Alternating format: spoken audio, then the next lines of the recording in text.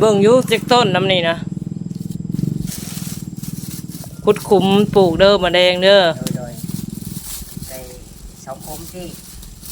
ก็ให้สิแบ่งยันกินแต่ยันเป็นบ่อันนั้น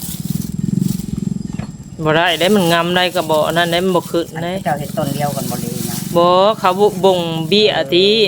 เขาบ่งในเอาที่เจ้าอันนั้นแหละต้องมักน้ำสิคุมไว้ก่อนจังแค่ตัวนี้ออกจีกออกเนาะแม่นมักนาวอันนี้นะ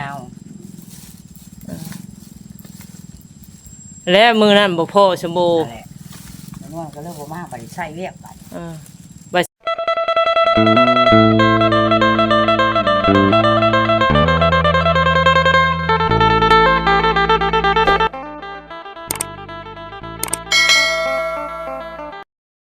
ทักทายสวัสดีเด้อพวกพี่น้อง FC เบอร์สุขุสุคนก็ยินดีต้อนรับเข้าสู่สอสนวนคือเก่าคือเดิมของพี่น้องเนาะวันนี้ก็มาหาทางน้องส้มโอน้องหลอดคือเก่าคือเดิมเด้อบ่เป็นพี่น้องถ้าสนวนก็ขอบคุณไปทาง FC เด้อเบอร์สุขุสุคนที่เข้ามาเป็นกำลังใจและก็เข้ามาทักทายกันเนาะสม่ำเสมอเพื่อพี่น้องเนาะขอบใจหลายวันนี้ก็มาดินน้ำน้องชมโอคือเก่ามานี่พี่น้องจังไรกับมื้อนี้กันเนาะมาหาน้องคนครั้งนี้น้องพี่น้องเนาะก็มีสิ่งของนิดๆหน่อยเนาะมาตอนมาฝากเพิ่นให้พี่น้องจังไรทางน้องเพิ่นกับพุ่นละอยู่หน้าบ้านพุ่นละพี่น้องถ้าสนองก็มาเปิดคลิปอยู่หลังบ้านจังไรก็พุ่นละจากประเทศยังข้างในข้างนอกพุ่นละพี่น้องเซลอยู่เสียงปากเนาะจังไรก็ไปรุ่นไปชมพร้อมกับสาวนวลได้พี่น้องว่า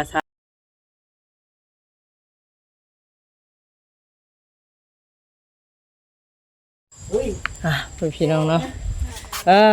มาฮอดได้บะนี่อย่าว่าเด้อโอ้ยินบ่เอาลงไปก็ได้มันเด้อไอ้ละสบายดีสบายดี สบายดีอันนั้นลงแล้วคณะว่าวแล้วคนรู้เรื่องว่าวเด้อดาโอ้ยนักเด้โอ้ยนักเด้นักมิสิอันนี้ผากไว้ก่อนเด้อตัวนี้เด้ออย่าเฮ็ดมันยังเด้อมันกระเทินมาแถวนี้เดี๋ยวผากไว้ก่อนตัวนี้อันนี้นะพาไว้อันนี้คือเอามาให้น้องชมโบนี่อันนี้แหละว่าสิแจ้งข่าวดีว่าให้คุดคุมไม่ถ่าเด้อว่าน้ำเด้อบ่เห็นเพิ่นมานะจักต้นอันนี้2โอ้ยช่วงจังได้หลายต้นอยู่เด้เห็นบ่หลายต้นอยู่อันนี้คือต้นมะนาวเด้อคือมีบ่งนำบ่มีบ่บ่งบ่มีเอาขนมไปตลาดรถอันไม่นวลค่ะช่วงวันนั้นช่วงห่อมีแฟนตัวมาถามเพิ่นล่ะโดยเอามาเบิ่งเท่าแล้ว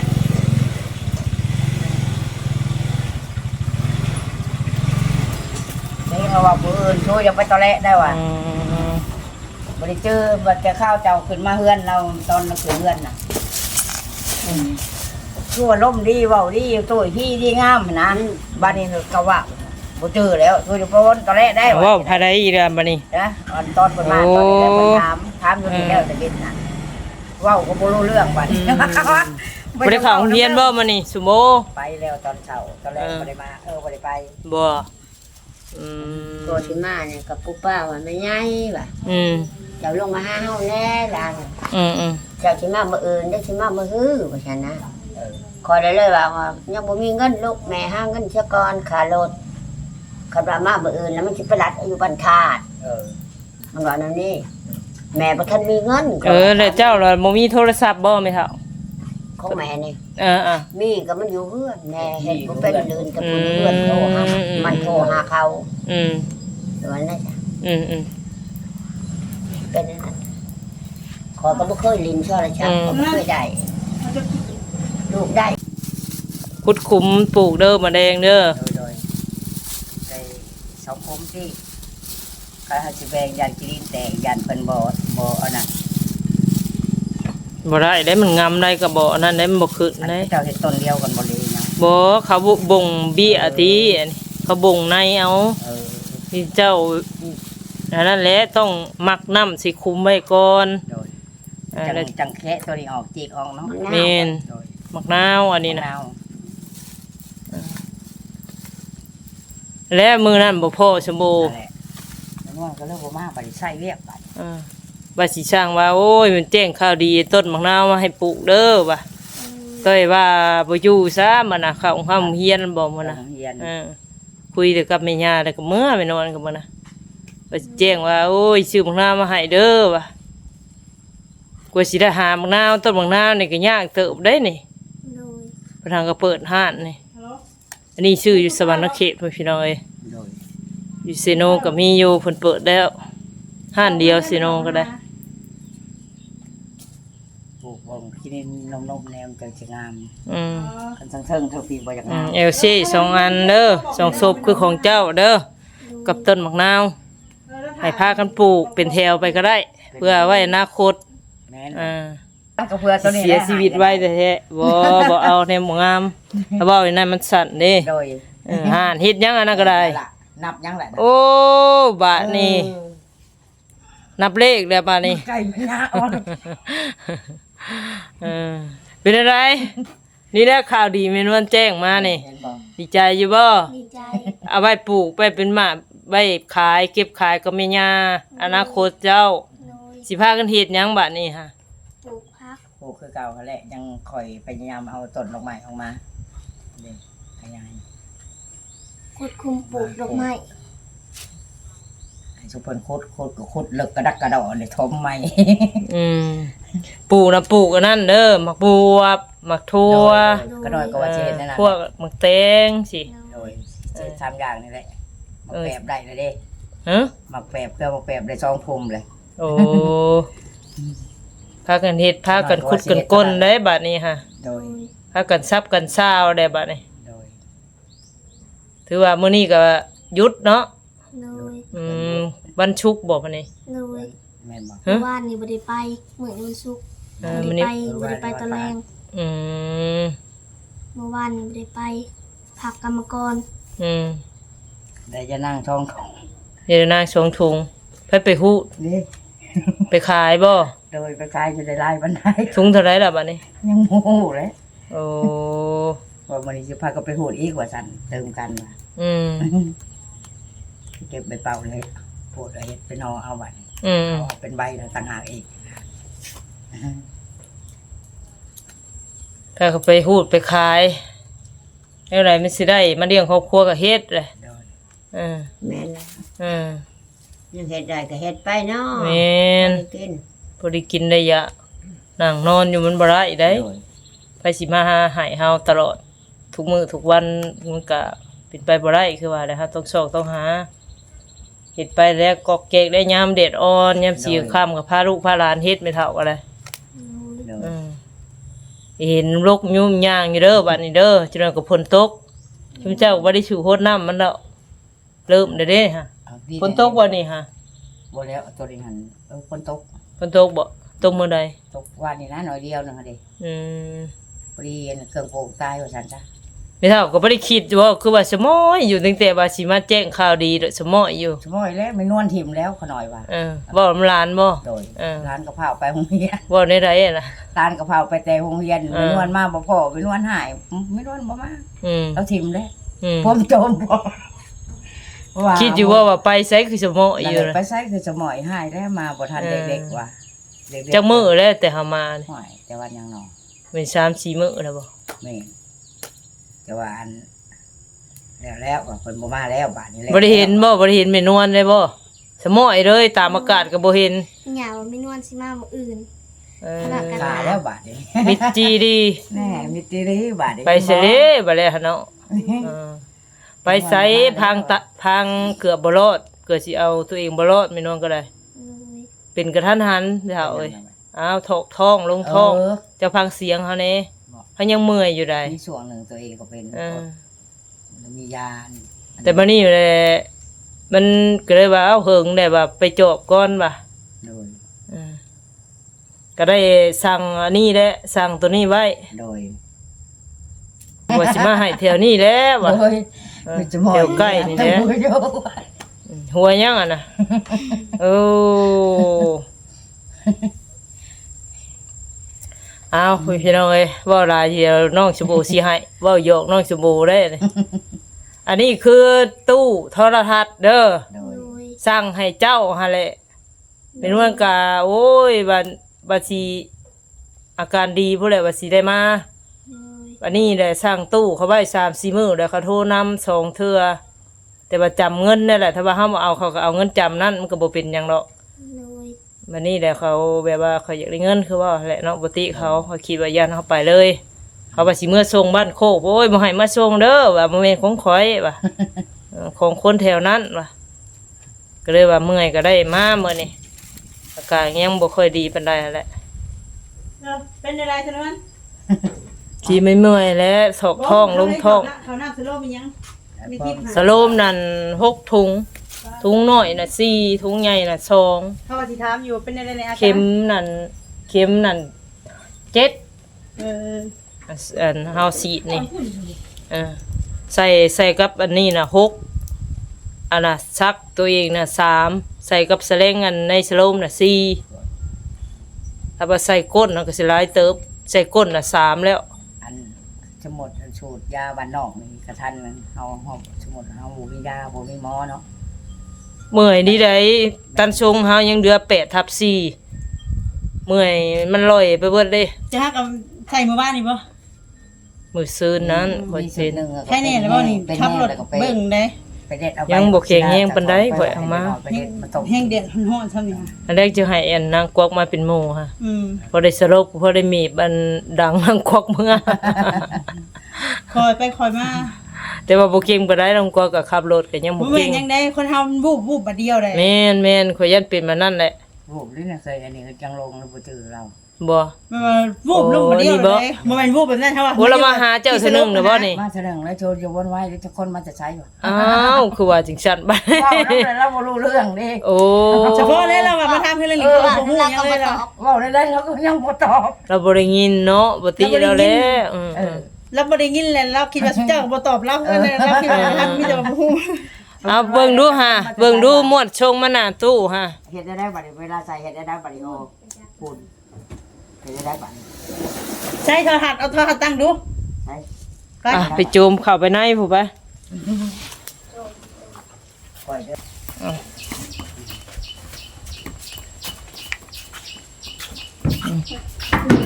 โอ้ยยังวะ ตามมัน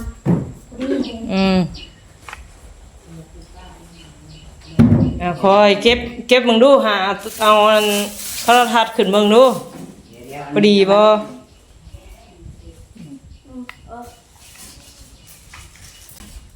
อาจจะเป็นไปนั่นสิเดี๋ยวบ่ดึงก็ได้นะตัวละมันน่ะ ก็ต้องขอโทษ เอาเยอะเพิ่นพี่น้องเอ้ยเจ้ของเพิ่นนั่นล่ะ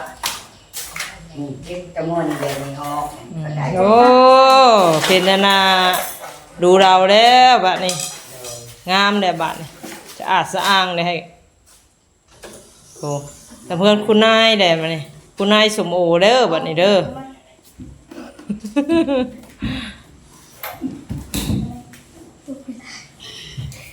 ระวังเด้อระวังแบบย่ามันล่มมันหยังเด้อเอาชิดๆเด้อขอชิดๆในๆเลยสิจูเมื่อบ่ ของเฮาก็ซำนี้แหละ จะซื้อใหม่บ่ ซื้อแต่ในนั้นแหละบ่มีแพง อ้าว ตอนเด็กๆอยู่ไทยเด้ โอ้บ่มีจานดาวเทียม บ่มีจานดาวเทียม มันไปใช้จานดาวเทียมน่ะมันหาย บ่จานดาวเทียมมันเหลือแต่เอาค่าเทเล็กแล้ว มันลงบ่ได้ อ่ะกดซ้ายออกก่อนเหมือนก้นโทรทัศน์ มาก้นมา เอาชิดแล้วก็โอ้ขอยย่านแต่นั่นน่ะเนาะอีหล่ะเนาะมันบ่มีตะปูเกาะกับอันนั่นอันเชือกมัดตีนมันไว้เนาะแต่เราบ่มีเล็กน้อยเราก็บ่เป็นหยังเดี๋ยวมันจะซูนมัน ระวังบ่เป็นหยังอยู่บนบ่อนโอ้ก็ว่า บ่เป็นหยังโอ้พอดีงามเนาะเหมาะเจาะเด้ออันนี้อยู่ข้างใน คุยยังบ่มากกลาง บ่มีปัญหาอย่างที่ล่ะโทรทัศน์ บ่ นะ โอ้เดี๋ยวเพราะว่าใจเย็น บ่ลายหูลายตา ต่ หร อ อก ซ้ายก่อนจะต่อซ้ายก่อนแล้วก็ทอดหัดสิตกกินหน่อยฮะ อืม ใช่แหละเอาไปทางใดแหละโอ้ เจนเหรอ ต้องไปปิด เอาอันจานนี่เอาลงหูเลยเจ้าหูทางนอกทางหลังบ่ได้เนาะ ทั้งข้างทั้งหลังเอาข้างหลังอันนี้เปิดให้เบิ่ง บ่เลยมั้ง เรียบร้อยเลยบ้านโอ้เนาะก็งามคือไปแบบหนึง ชื่อมันตั้งไว้อยู่กันนึง บอก ยี่ห้อยังนี่ บ่ฮู้ยี่ห้อบ่ถามข่อยก็ได้ถามโทรทัศน์โพ ยี่ห้อยัง มันตอบไม่คือมาตอบ เจ้าก็เบิ่งตินำโทรทัศน์มันบอกยี่ห้อจังซั่นน่ะ เอาอ่านเป็นเนาะ อ่านข่อยคือกันแล้ว แล้วข่อยจะบอกให้เจ้าเบิ่งโทรทัศน์ก่อนว่า เรียงบ่นี่ ถามโทรทัศน์ได้ถ้าอ่านออกได้ฮู้ เด้เช็ดกัน อ่ะพี่น้องเอ้ยเนาะได้เรื่องแล้วละมันนี่งามพอดีเลยเอาโอเคบัดนี้ดีงามแล้วเนาะ เป็นไรโอ้ เป็นได้สิสมโบเป็นนวลว่าอันของคนอื่นมาฝากรู้สึกยังไงน่ะ ดีใจ ฮะ ดีใจ ดีใจจังไดล่ะ ดีใจ บัด บัดนี้เพิ่นเอาไปให้คนอื่น คิดว่าแม่นวลว่าอีดีบ่คือว่าหยอก ก็มันหน่อยว่ามีนวลว่าดี ตกใจได้บ่เนาะคิดว่าไปให้คนอื่นบ่ เลย โอ้ขึ้นขอขอบคุณขอบคุณทั้งเพิ่นเนาะก็เป็นทั้งแม่ยายพังไทยเด้อเป็นต้นบักนาวขนมเอลซี่แล้วก็ตุ๊โทรทัศน์ เลย เป็นจังไดเห็นแล้ว ดีใจ ดีใจงามบ่ เลย ขอขอบคุณขอบคุณเพิ่นเนาะอยู่ดีมีแฮง ขอบคุณน้ำแม่ยายหลายเด้อที่ซื้อโต๊ะโทรทัศน์มาให้ขน้อยครึ่งต้นหมากนาวก็ขอบคุณน้ำแม่ยายแม่ยายสรุปสลับมาสำใดก็คอยรายกับคืนลอยเท่าบรรเท่าเด้อสาธุคือเมนวนคือกันที่ให้เป็นสะพานบุญให้ลูกหลานก็ขออยู่ดีไม่แห้งสุขภาพเข้มแข็งเมนวนสรุปสลับมาสำใดก็คอยรายกับคืนลอยเท่าบรรเท่าเด้อสาธุขอโมกับใจรายเป็นคำมันสู้ให้ดีไม่แห้งสุขภาพเข้มแข็งขอให้ไม่เท่าก็ขอให้ดีไม่แห้งสุขภาพเข้มแข็งไม่เท่าสรุปสลับสำใดขอให้รายกับคืนเด้อ คือเมนวนคือกันที่มาเป็นสะพานบุญให้ลูกหลานขอให้ดีแห้งสุขภาพแข็งซ่าถูก ขอบคุณมันหลายเด้อนำไปตู้มาซอยลูกซอยหลานซื้อโต๊ะโทรทัศน์ซื้อต้มขนมเดี่ยวของนอกของนาวสดซอยลูกหลานขน้อยก็คือขน้อยเนาะเพิ่นมีสุขภาพเข้มแข็งให้บุญคำบุญชูคือเมนวันคือการมาเป็นสะพานบุญให้ขอบุญคำบุญชูให้หลับให้ด้วยปรารถนาสิ่งใดก็ขอให้ได้เด้อเป็นวันก็ได้ สาธุเนาะสมความปะความเบ้าความว่าพี่น้องเอ้ยเอาดีใจนำแม่นวลก็เด้อสร้างลายมือแต่บ่ได้เพื่อสิได้เองก็ คิดว่าของง่ายๆโดดฟาดจนห้วยคือว่าได้เพื่อเพิ่นประกอบเพื่อเพิ่นตกแต่งเนาะ โดย เอาดีใจนำ โดย เอาพี่น้องเอ้ยถ้าสนองกาสิได้ขอจบคลิปก่อนบัดนี้เนาะสบายดีเฮ้ยทั้งเอ้ยละ เลย สิเมื่อบ่เจ้า กันให้นอนนี่ก็นอนหั่นแล้วอันนี้นอนบ่ ตัววางสั้นมา นอนก็สิเมื่อบ่วางเมื่อแล้วเจ้าได้แต่ยังนี่บ่ บ่นอนแล้วข่อย ลูก ข่อยเมื่อแล้วข่อยได้ไรกัน พุทธนะน้องก็มีมันทนแดดเด้ เป็นอะไร แสบหมดเลยเนี่ย แต่ว่าถ้าจุดขี้อะไรอย่างเงี้ยนะจุดต้อนแบบทางแดดมันเอาแล้วก็ไฟพร้อมป๊อต้องไขมันนี่ออกร้ายแล้ว บ่ เนี่ยจดมีแห้งด้วยแต่ว่าไขมันออกนี่ เติมบ่ละหมดละมันนะ เขาเติมเมื่อกี้3,000 เติม20,000ไปให้ค เติ น มได้สิมา ให้คนออกหลอกให้เท่าไรบัด แล้วแต่เจ้าต้องเสียวเนาะ เนาะเอาพี่น้องเอ้ยก็สิให้ทั้งเวลาเด้เนาะคาราหมดละมันแล้วก็เสียเวลามานำ บ่เสียดอกเวลานะ ก็เสียเวลาแล้วมานำกัน เนาะต่างช่วยกันหน้อยล่ะเนาะเอาสิให้ทั้งเวลาซื้อได้กินได้อยู่เมื่อต้นเมื่อฝากลูกให้100,000แล้วมันลดเพิ่มขี้ดอกให้30ตกอยู่150,000เนาะ คิดเพิ่มดอกให้30 เอาเม็ดละว่า เอาเติม3,000เลยค่ะเพิ่มกี่ดอกเป็น30ดีกว่า บ่สิซั่นบ่เอ้า แล้ว ตบ แต่ ตบครึ่งแล้วซะ ฮะ เอาค่อยเพิ่มเท่าไหร่อันนี้ เอาจะเพิ่มหลายเดี๋ยวจะเพิ่ม30 แต่ว่าออกเช้าเลยเพิ่มขี่ออก30,000เป็น50เป็น50ค่ะความหมายของเฮาไม่ได้ว่าเฮาเติม20,000แล้วจะเพิ่ม10,000เป็น30ความหมายของมัน จักว่าเนี่ยเลยเนาะ นั่นได้ก็ได้นะ สิเอาให้เจ้าก่อนบ่ได้ซื้อขนมต้มมาต้นเมื่อฝากลูกเนาะ โอ้บอกแค่นี้อย่างนี้นี่แหละ นี่ให้ค่าน้ำมันรถเจ้าอันนี้เด้อ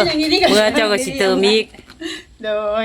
50,000เป็นเส้น5เด้อล่ะเด้อ อันนี้ค่าน้ำมันเนาะรอกี่ดอกให้พ่อไปน้องกี่ดอก30กับไปต้าอยู่ได้เลย พอเติมอยู่เลยเนาะ เติมเช้าเลย30ไปเลยเป็น50เลยเนาะขอบคุณหลายๆเด้อสนวนเด้อที่ใส่งานเนาะบ่แม่นใส่ดอกให้มีเวียกเฮ็ดนั่นแหละได้ถ่ายคลิปนำกัน นำกันนี่แหละ แล้วขอให้สนวนอยู่ดีมีแรงสุขภาพเข้มแข็งปราศจากโรคภัยไข้เจ็บไอ้ที่เจ็บเป็นอยู่กับเศร้าซะสนวน จริงลงแต่งต่ำพุ่นเนาะจะคือมาให้หยัง และลงน้ำ อีนี่ได้เฮาแฮงแบบว่าภาระหน้าที่บักหลายเนาะก็มีแต่แนวเจ็บแนวเป็นหั่นน่ะ งกมาง่อย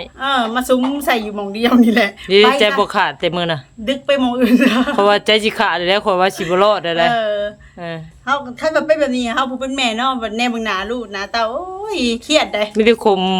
ใจแล้วก็เคียงเอาหั่นแหละ มีจังว่าเฮาต้องสู้เฮาต้องเบิ่ง แม่นประมาณนั้น จังได๋เฮาก็ต้องมีชีวิตรอดเพื่อลูกเพื่อเต้าเนาะเฮาก็คิดแบบนั้นคือกันได้ บ่ เวลาเจ็บเป็นเฮาก็มีแต่คิดว่าเฮาสิบ่เป็นหยังเฮาต้องเข้มแข็งเพื่อลูกอนาคตลูกเฮา แม่น โดยก็ให้เศร้าให้ดีเศร้าซะซั่นเลย สา ธุ ธุขอบใจหลายๆเด้อ โดยให้ยอดวิวปัง สาธุ ๆมีผู้ใหญ่สนับสนุนหลายๆเด้อ สาธุโอเคจังใดทั้งข่อยก็สิได้จบคลิปเด้อบัดนี้เด้อสบายดี สบายดี นักกวักเอ้ยเด้ออีดาสบายดีเจริญพรโอเคพี่น้องเนาะทางสนองก็ได้มอบโต๊ะทีวีให้ทางน้องสมโอน้องรอดน้องพี่น้องเนาะแล้วก็ต้นมะนาวให้ทางน้องเพิ่นปลูกพังพี่น้องแล้วก็LC มาฝากเพิ่น2กล่องเนาะก็เป็นทางเมตใจดีเนาะที่ว่ามอบหมายให้ทางสนองเป็นสะพานบุญให้พี่น้องก็ซื้อตู้นี้เนาะจำมัดเพิ่น500มาเอากะ1,000ตกอยู่ 1,500 บาทพี่น้องแต่ที่แรกสั่งอยู่เซโนเนาะแต่ราคา 3,500 บาททางสนวนก็เลยบอกเอาพี่น้องยกเลิกเนาะถือว่ามันแพงเกินก็เลยมาสั่งเอาอยู่ที่สวรรณเขตพี่น้องสั่งเอาพอดีประมาณแบบซ้ำหน้าจอโทรทัศน์หรือว่ากายหน้าจอโทรทัศน์น้อยนึงเนาะเพื่อว่าให้ดื่นเดือในน้อยนึงพี่น้องก็เลยเพิ่นขายประมาณ1,500 บาทเนาะก็เลยสั่งเอาน้ำเพิ่นเลยพี่น้องเอาจังไรคนอื่นเนาะก็ต้องขอบบุญขอบคุณไปทางแม่เด้อเนาะขอให้บุญคำนำสู้ขอให้แม่อยู่ดีมีแห้งความเจ็บอย่าให้ได้ความไข้กะยาให้มีขอให้มีสุขภาพร่างกายแข็งแรงเนาะเป็นลมโพลมใสให้ลูกให้หลานตลอดไปเด้อเนาะให้ขอให้บุญรักษาเทวราคุ้มครองไปใส่มาใส่ก็มีแต่คนหักคนหอมสาธุพี่น้องขอให้มีแต่สิ่งดีๆเข้ามาหาเพื่อนละเนาะโดยจังไรคลิปนี้เนาะทางสนองกะสิได้ขอจบคลิปไปก่อนพบพอสนองคลิปหน้าขอขอบคุณไปทาง FC เช่นกันพี่น้องที่เข้ามาต่อเติมกำลังใจสู่ต่อสำหรับคลิปนี้ไปแล้วพี่น้องขอกล่าวมาสบายดี